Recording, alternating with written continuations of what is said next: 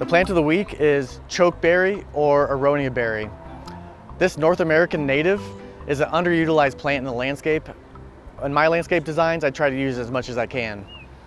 It has 3 seasons of color.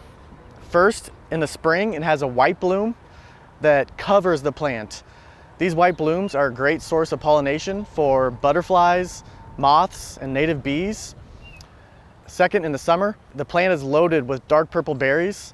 These berries are a great source of food for birds and small mammals. If you're a bird lover and you want to attract more birds to your landscape, I highly recommend the chokeberry. Also, the berries are edible for humans. Finally, in the fall, the leaves turn orangish red, so that gives you 3 seasons of color. Chokeberries are great. They can be in the sun all the way down to the shade, and there's a chokeberry for any size of landscape that you need.